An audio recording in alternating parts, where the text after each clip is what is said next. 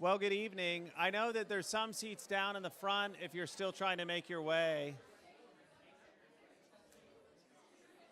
I was more effective at crowd control earlier when I told people to squeeze in for latecomers.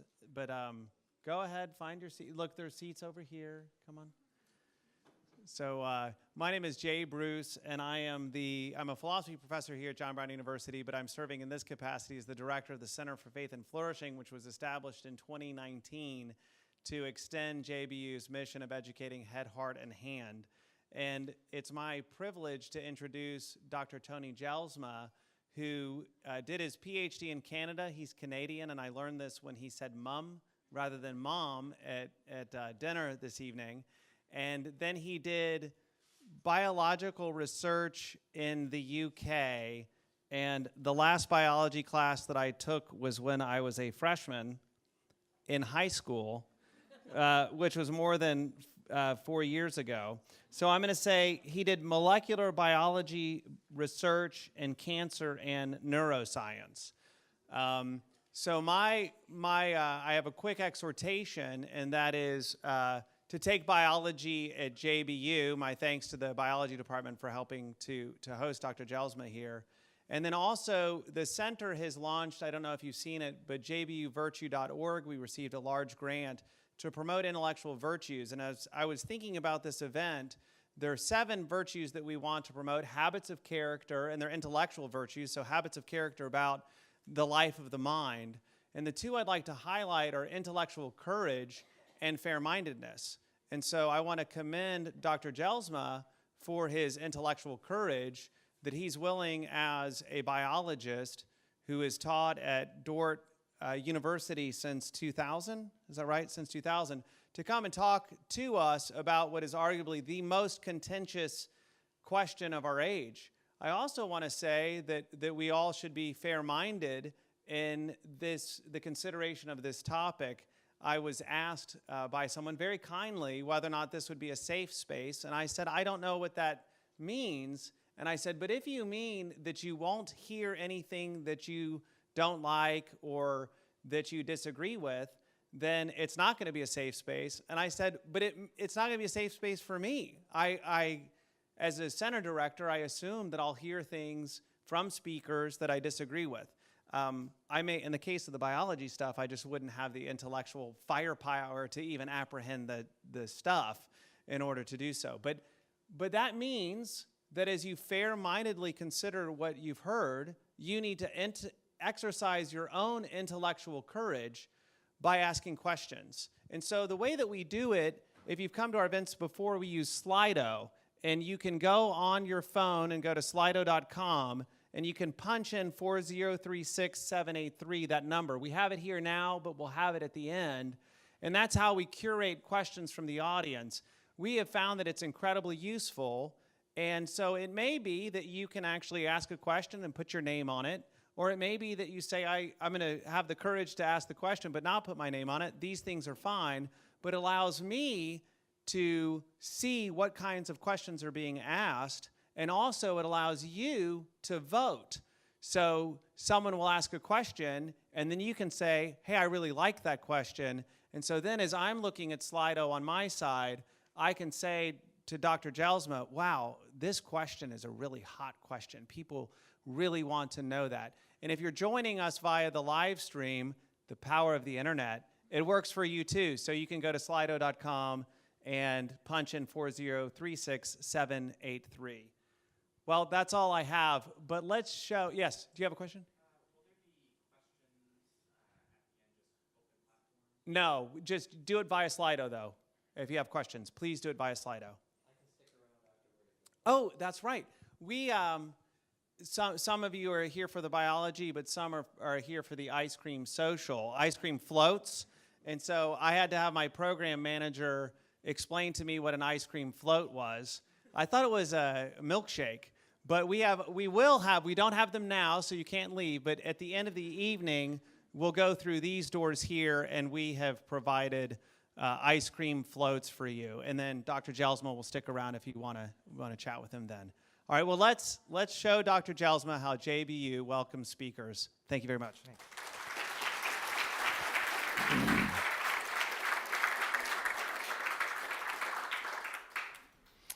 Well, thanks very much, Dr. Bruce.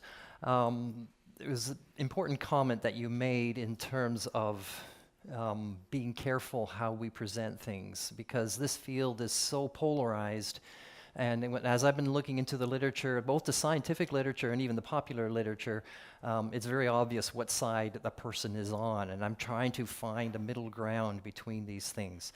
That's one thing, and the other thing I would point out is that this is happening so quickly, these changes, that the scientific studies are really incomplete. We're just kind of wondering what is going on, but one of the challenges is, you know, you can't do follow-up research for many years because the issue hasn't been around for that long, and there aren't that. I mean, some of the studies are just a small number of people, or the statistics aren't really that strong, and so everything that I'm going to say makes sense biologically, at least it does to me, but I'll have a hard time saying this is exactly what happens. So everything is with somewhat of a tentativeness, and please take that in mind. So what I'm going to do in this talk is first talk about definitions and distinctions, because clarity of the ideas is really important.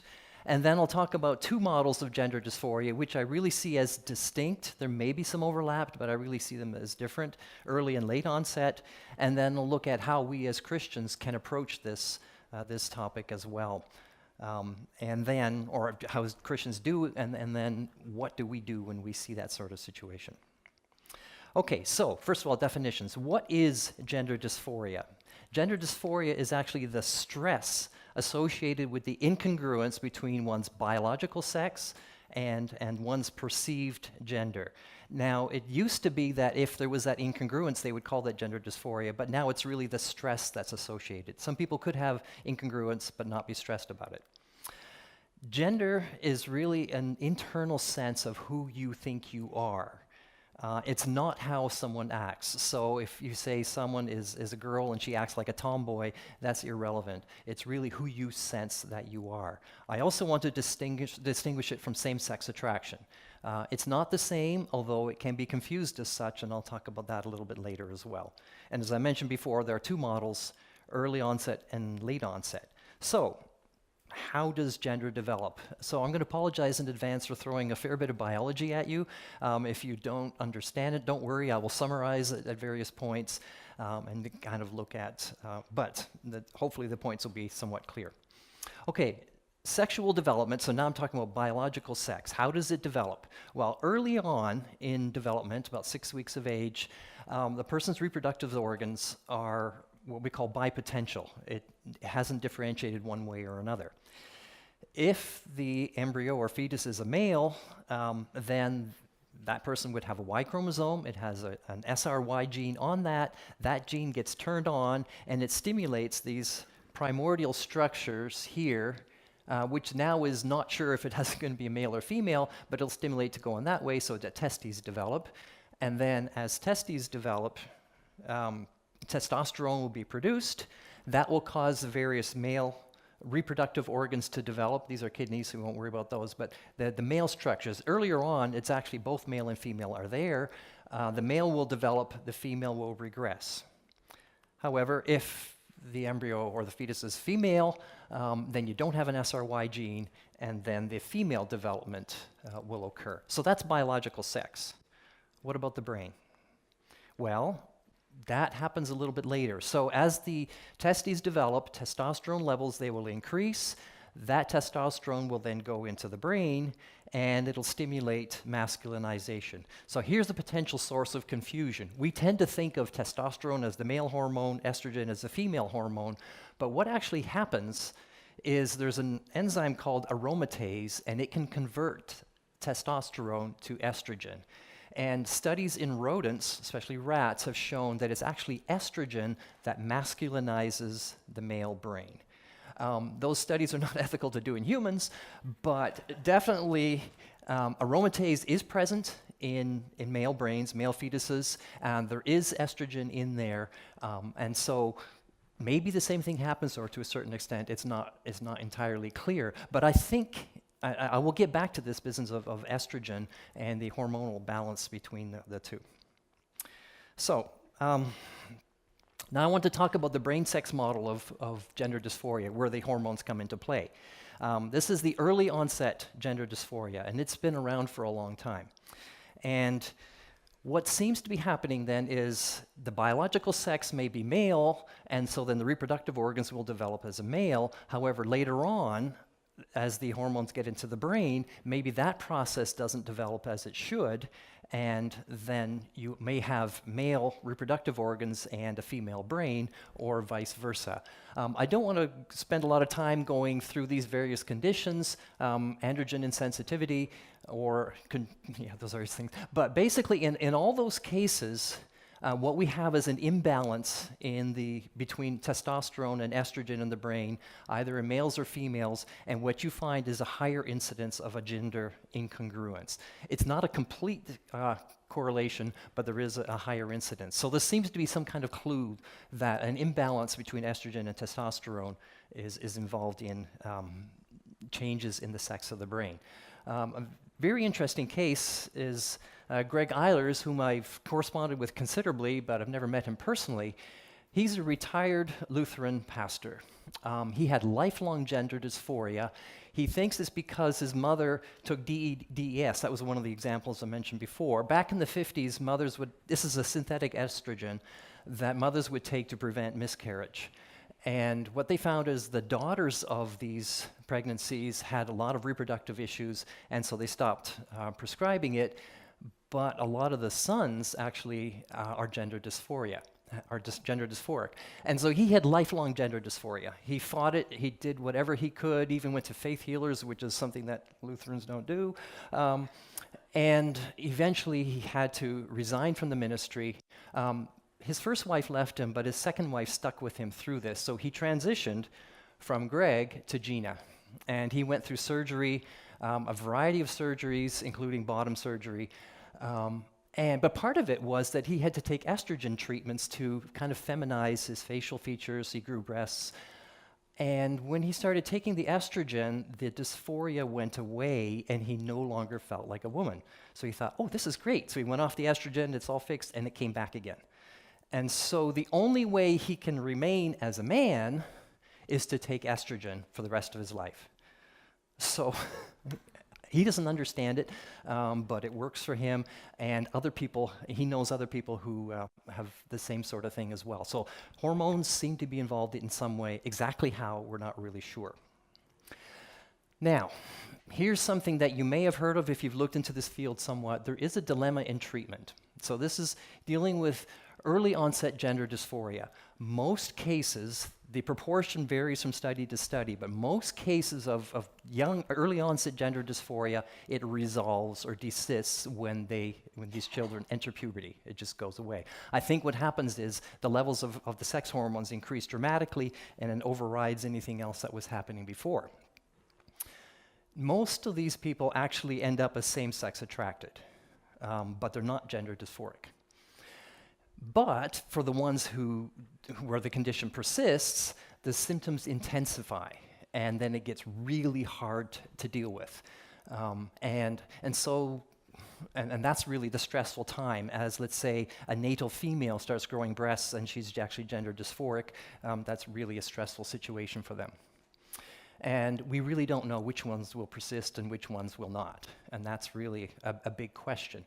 Now, one of the treatments that has been done is to prescribe puberty blockers. So these are hormones that block the increase in sex hormones that accompany puberty. And the idea is it's going to buy time to see whether these people, whether the condition will desist, and therefore you don't have the massive stress that happens with puberty. There are concerns about this because, well, what's the effect of dropping or blocking puberty for a couple of years? However, and so this treatment has largely replaced the watchful waiting approach. The problem with this is that those puberty blockers also block the desistance. In other words, what you're doing is you're blocking the very thing that will make the gender dysphoria stop in those cases, in most cases. And so people who have puberty blockers, they continue and they will transition because the dysphoria doesn't go away. And so this is a major dilemma in prescribing or in dealing with early onset gender dysphoria. Okay, so let me summarize this. The early onset is present at a low frequency. It seems to be caused by a hormonal imbalance in masculinization or sexualization of the brain. Most cases resolve during puberty, but some persist, and it can cause extreme distress. So these are cases that I think are real. These people do not want to have the situation. They fight it as much as they can, but it really is gender dysphoria. And it has existed. This is not a new thing. It's been going on for a considerable length of time. So now let's move to the second model, the later onset. And in these cases, there is no evidence of gender dysphoria or incongruence in childhood. And then all of a sudden, puberty hits and something happens. And we're trying to figure out what's going on, and is the biological basis any different? Well, this is the one where I'm quite concerned, because there's recently, now this is a study done in the UK, you can see there's a dramatic increase in females. So the early onset, it's increased somewhat, but not a whole lot, but it's a dramatic increase in females in late onset. Males increased as well, but not nearly as much. So why is it so much higher then? And so some of the reasons that may be going on is, oh, maybe we're better at diagnosing it because gender dysphoria really has a much higher prominence now, and maybe our culture is more accepting of it, and therefore people who have it are willing to come out. But that still doesn't explain why there's so many more females than males. So is something else going on? So recently there was a study done by Lisa Littman at that other Brown University in Rhode Island. And I'm sorry for all the words here, but I need to read, especially the ones that are underlined there. She talks about a rapid onset gender dysphoria. So she did a study where she was looking at online forums of parents of kids who described themselves as trans. And so they found that this condition appeared first during puberty or even after its completion. The onset seemed to occur in the context of belonging to a peer group where one, multiple, or even all of the friends have become gender dysphoric and trans-identified during the same time frame. So in other words, it happens in clusters. And the word social contagion has come up. And also these parents have reported that their children, they really, they were on the internet all the time. And so that's what their association was with other people online rather than people in person. And so she was describing this phenomenon. When that paper came out, her university pretty much disowned her because they didn't like what she was saying. And this paper has been challenged considerably, but the phenomenon exists. As I read other people talking about it, this really does happen. So as I was looking into this a little bit further, I read something else that really struck me. And this has to do with, I'll just put the slide up, TikTok, and people who have tics would, I guess, put it up on TikTok, and people will be watching TikTok videos of people having tics, and over time they would pick it up themselves to the point where they couldn't stop doing the tics themselves. And so their parents made them, go see someone, what's going on? You don't have Tourette's or tics or anything like that, what's going on? But the language in these two papers is really striking because they said there's an epidemic diffusion over a relatively short period of time and suggests suggestibility and behavior modeling. Another paper that looked at it, mass sociogenic illness spreading spontaneously through a group. Does that sound like what I was just talking about with gender dysphoria? It does. Now you say, well, this is just tics. Gender dysphoria is a much more serious condition. But I was just struck by the similarity between the two different conditions. So you might say, well, what does that, can we actually change our gender by some of these sorts, by suggestion or social contagion as it's talking about? Could there be external influences? And so what I'll talk about for the next little while is, well, I'm thinking that stress, anxiety, depression can really contribute to an instability of one's mind-body connection. And that is developing in adolescence, and if these stresses can occur before the brain is fully mature, which is in the early 20s, these children may be more susceptible to gender dysphoria. So let me unpack this somewhat. Okay, adolescents are highly stressed. Any of you who teaches at colleges or you college students yourselves know you're a lot more stressed than students used to be a long time before. This was a study done on the on the pandemic, the effect of the pandemic. Those numbers are phenomenally high. But even I think that is really high numbers of depression and anxiety. And other studies that have cited down there show that there's been an increase for the last 20 years. And so right now, our younger people are incredibly depressed, anxiety, and things like that. Social isolation, thanks to COVID, can also exacerbate these sorts of things. So that is our population in general. What about children with gender dysphoria? So this is one study that was done in Australia, but they said the results are pretty much the same everywhere. If you look at the comorbidities that these people with gender dysphoria have, it's phenomenally high. Family conflict, mental illness of parents, separation from important figures, they can get bullying, depression, anxiety, things like that. Now, I have to note, it's not clear what's cause and effect here, right? If you have someone who has gender dysphoria, they may well be bullied, they may well be depressed, anxious, they may have family conflict. So, you know, the connection between the two, or what's cause and effect, is really not clear, but the correlation is really strong. But what does that have to, so how would they actually affect gender, one's sense of gender? So what I want to talk about is, and again, I apologize for the neuroscience stuff in here, but this is an oversimplification, but we can think of the brain as basically having two parts. We have our cortex on the outside, which is more the thinking part of our brain, and we have structures deeper in that we call subcortical, limbic system, things like that, that are more reactionary components. And the two do not develop at the same time. So earlier on, the subcortical structures, they are present in children, but then as the children go into adolescence and young adulthood, then the cortex matures more, and the really interactions are going on. And so what happens is, in children, they would have emotional responses to stresses. But as you tend to develop a little bit further, those same sorts of stresses will give you a different type of response, not so much an emotional response, but more a cognitive, thinking about, oh, this is what the situation is, I can work my way through that. And so that change in how we respond to stressful situations, that encourages a more logical and reasonable response to stresses. To carry that a little bit further, our sense of self. So this is a study that was done where they would ask people questions that make them self-reflect.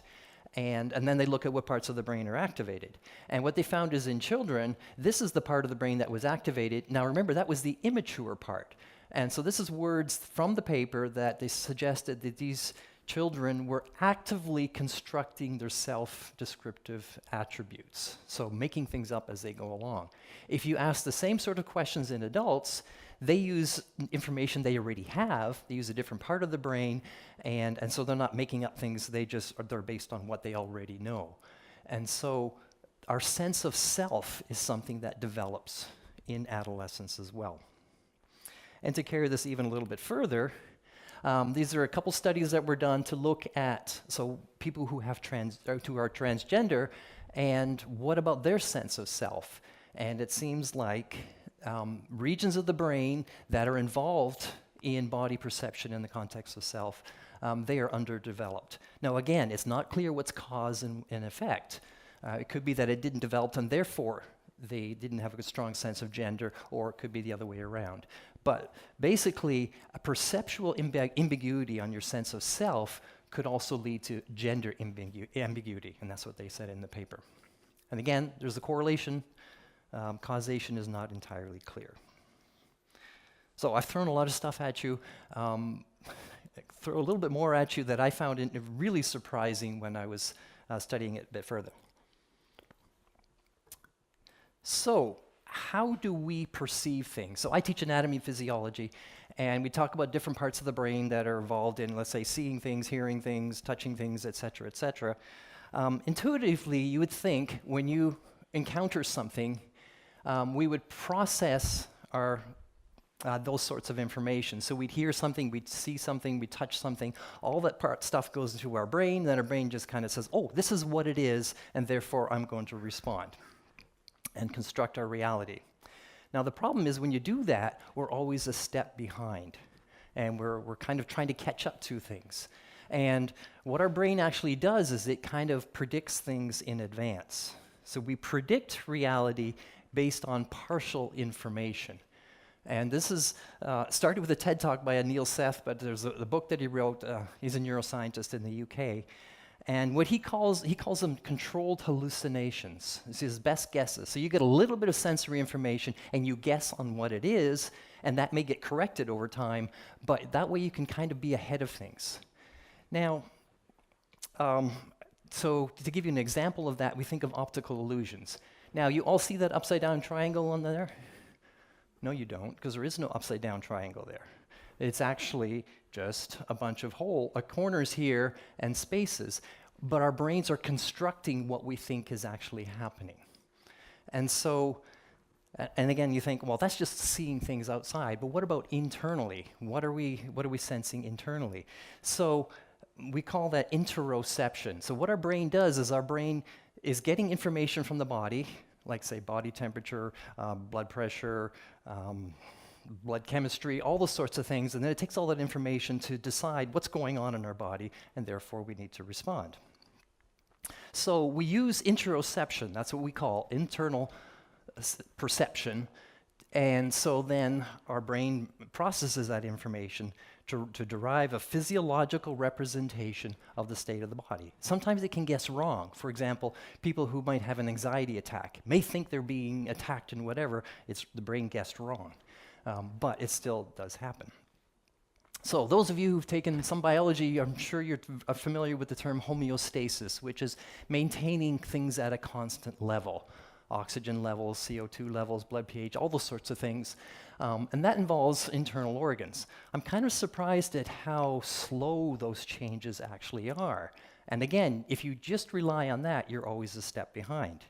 So what the brain does on top of that is something called allostasis, which I don't read in my textbook, but I tell my physiology students about it.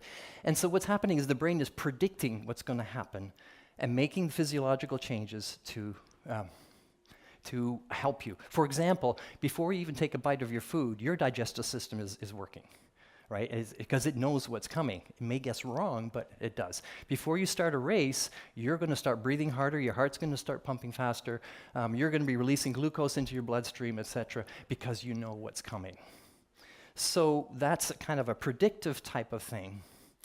And so our brain is still guessing what's going on. It's really that guessing aspect that I want to work on. Now, not only do we have this, there's also an emotional aspect to interoception, which I found was really quite profound.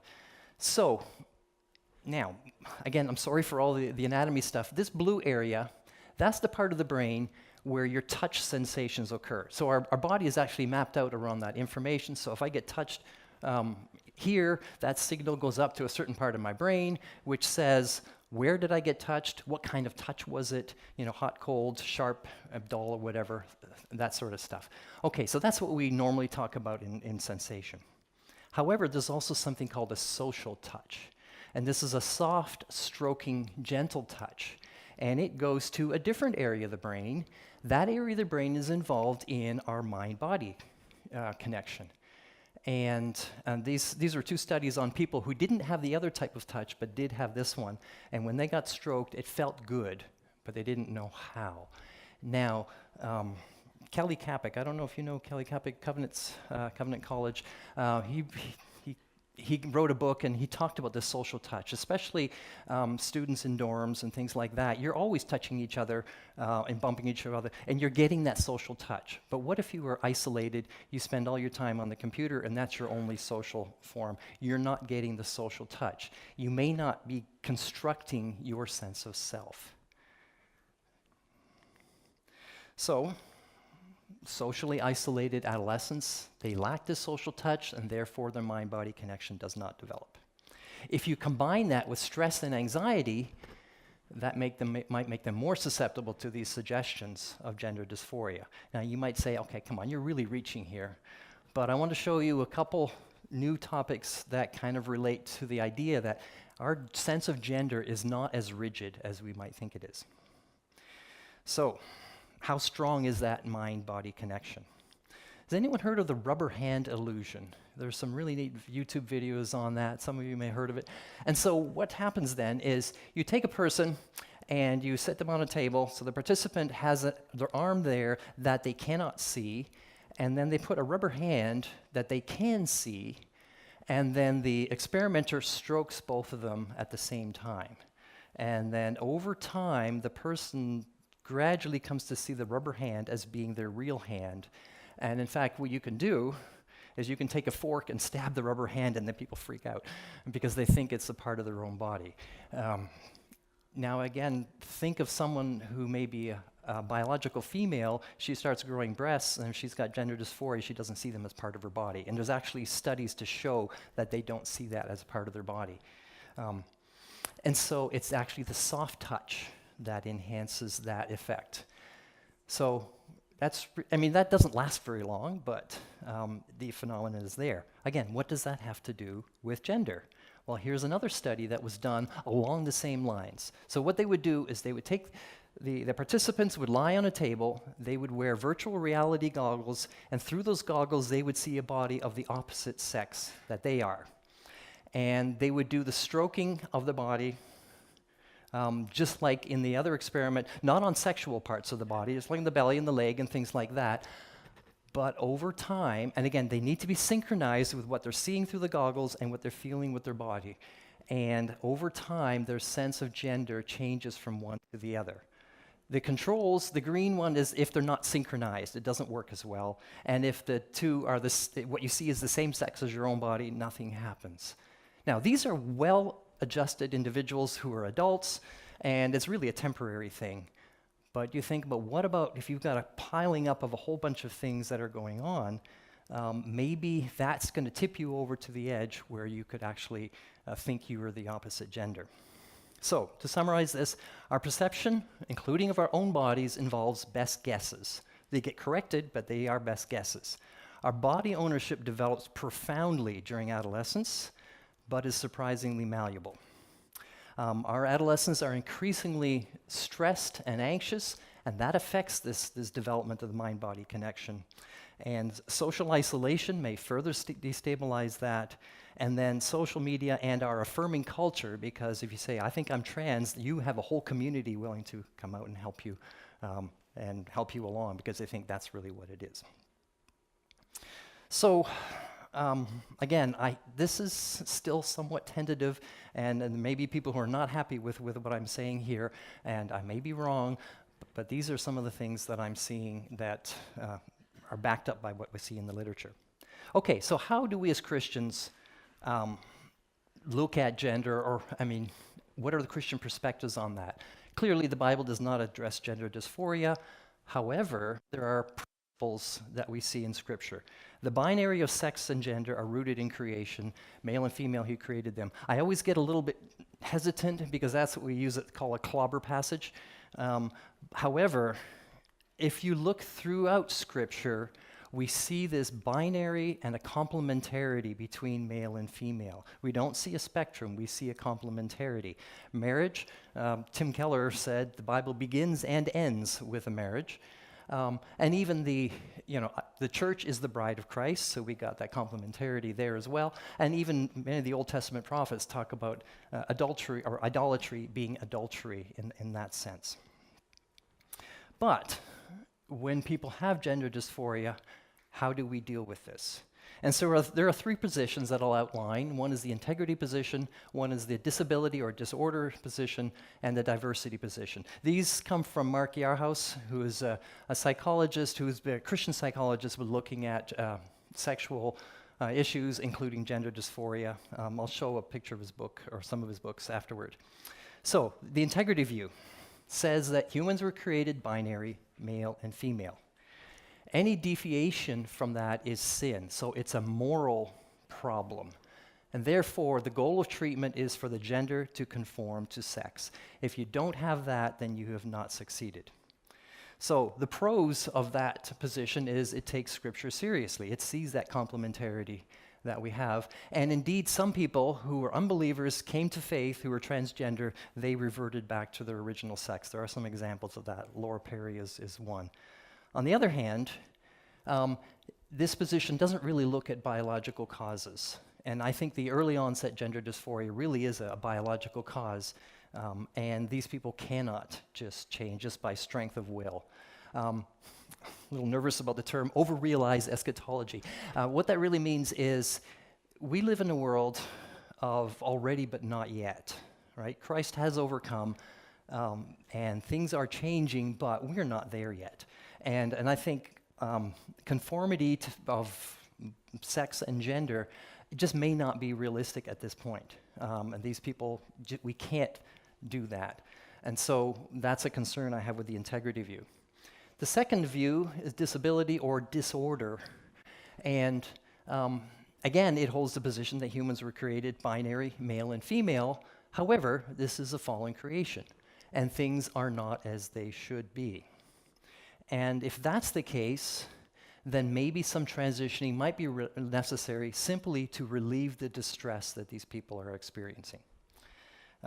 The pros of this is that it takes Scripture seriously and it recognizes the effects of sin, the complete effects of sin on the creation. On the other hand, it allows people to alter their body to conform to their mind. Well, which is really you, your brain or your body? And we got to be careful not to let one win over the other, because we are both mind and body. And then the third view is a diversity view that says the male-female binary is descriptive in creation, but it's not prescriptive. In other words, you can have other things as well. And so those other possibilities may, because our creation is diverse, and maybe people's genders are diverse as well. On the pro side, and this is one of my concerns, is the church is not very good at dealing with people who have gender dysphoria. In fact, one of my biggest issues is these people often see no place for themselves in the church, and they leave the church. And this view actually does show love to all humanity as image bearers of God. The other views do as well, but the stress that people experience as believers with this condition is really strong. On the other hand, it prioritizes the mind over the body, and we have to be careful to say, well, is that really you? Do we similarly affirm depression and something like anorexia as we do if someone says that they're trans? No, we don't. If there's a problem, we need to deal with it.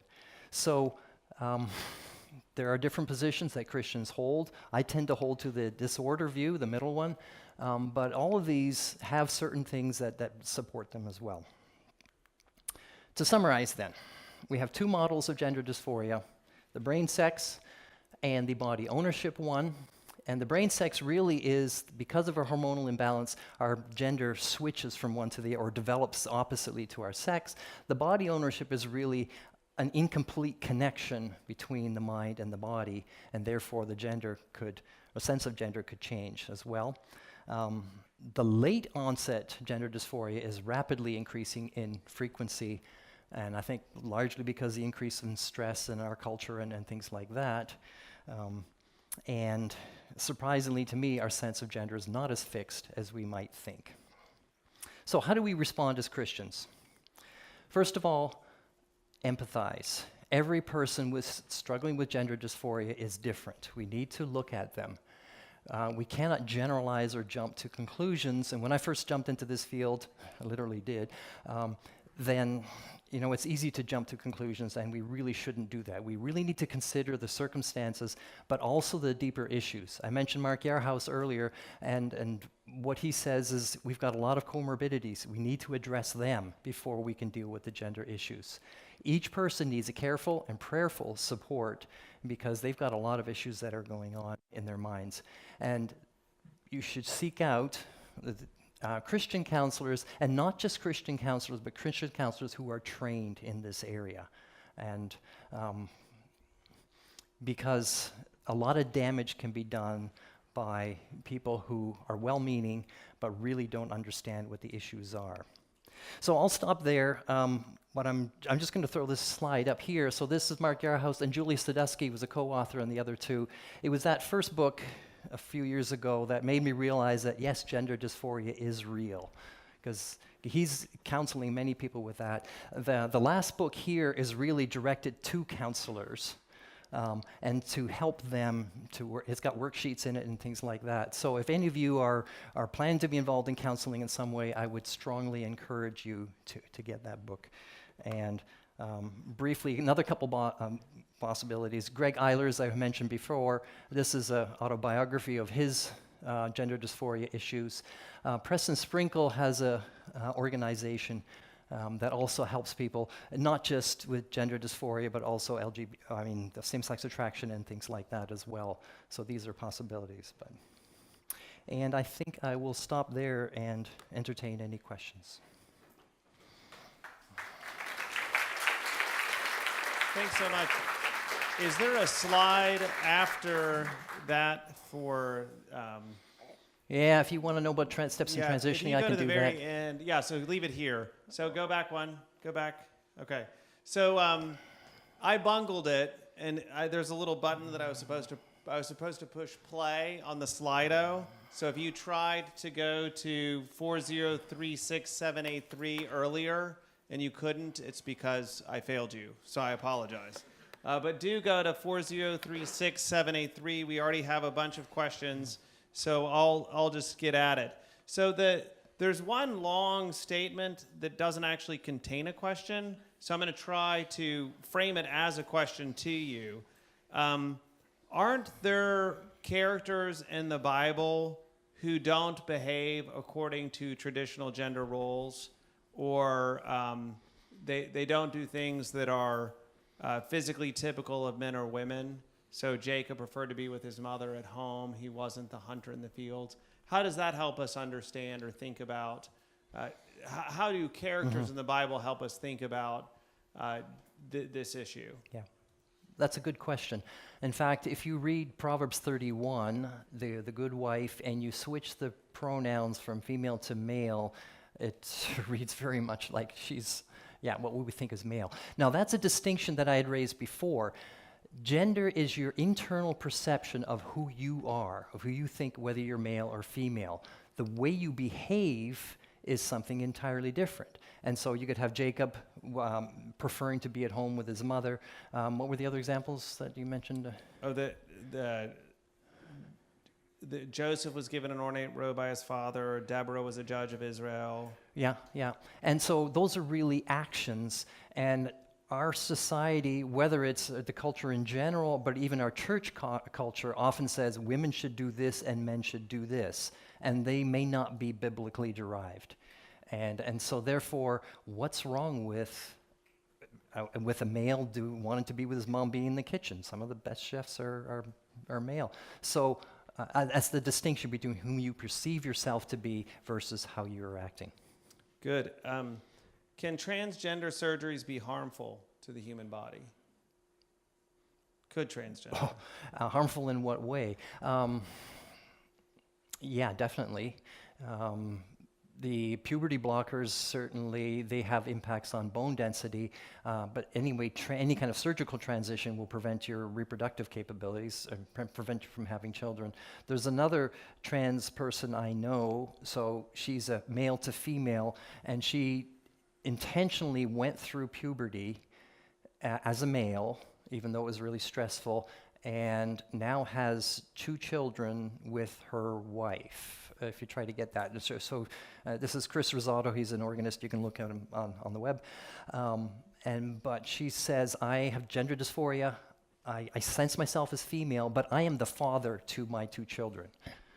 And in that way. But if you get surgery before you reach puberty, you won't be able to have children. What treatment would you recommend for early onset versus late onset gender dysphoria? I'm not a clinician, I'm a biologist.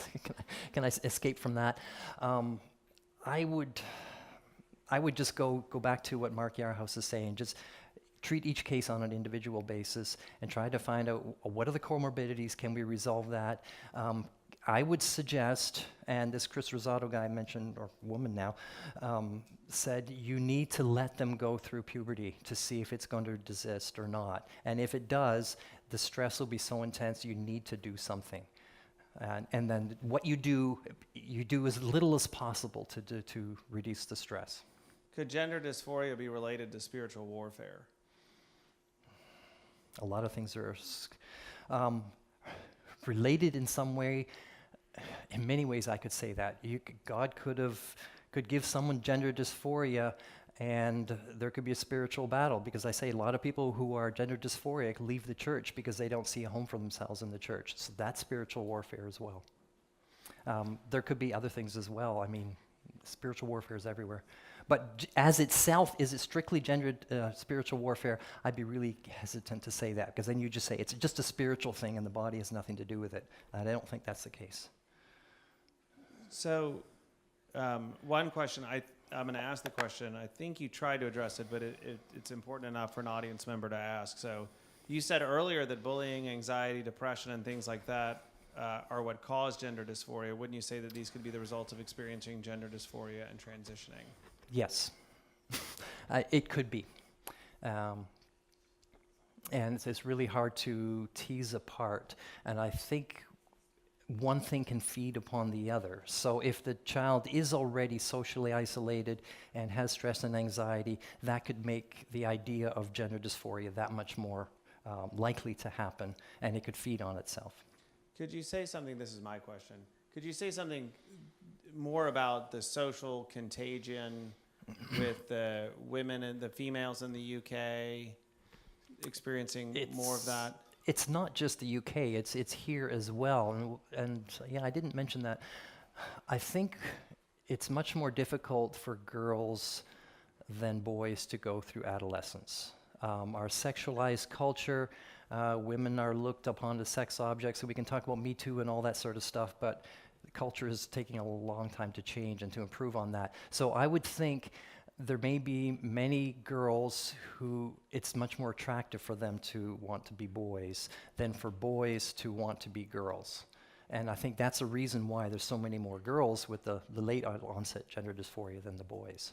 So does that answer your question, or?